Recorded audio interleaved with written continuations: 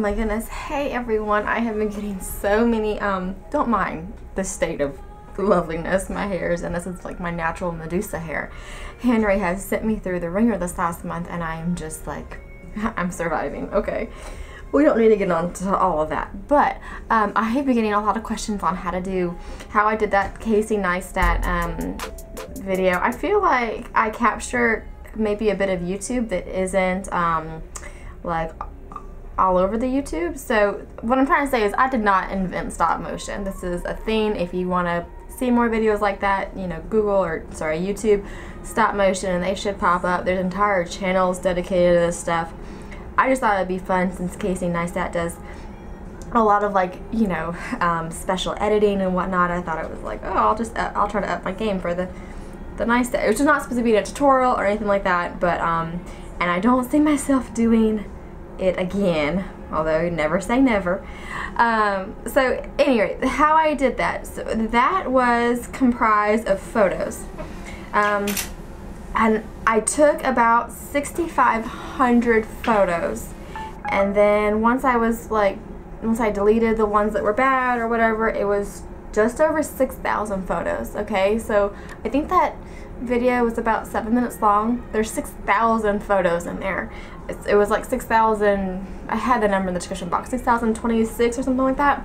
So once I took all of the photos, and what you do with that, okay, is I took some clips of this just in case I had all these questions, which here we are. I'll insert the clips. So basically, you move it a little bit, take a photo. Move a little bit, take a photo. Now the key to all that is that you want to try as best as possible to do it within like the same lighting. So if you start in the morning, you want all that morning light to be the same. You don't want to start in the morning and come back in the afternoon, although I have little ones, so that wasn't always an option for me.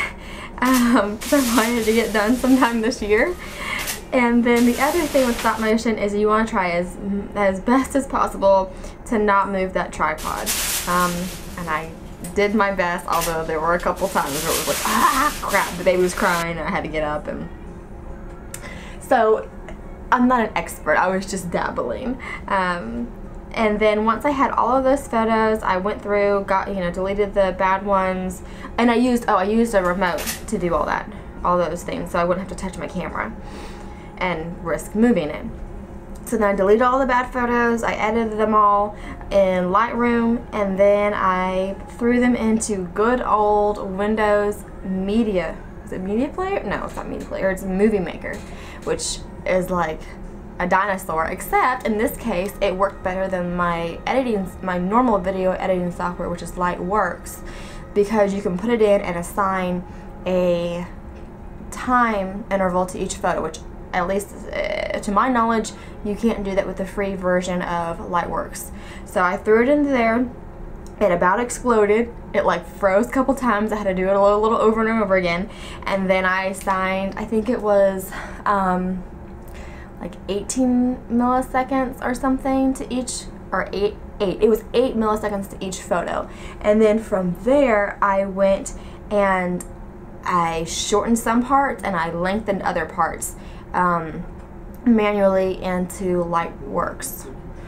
And then I added the music to it, and all those sound effects are mine.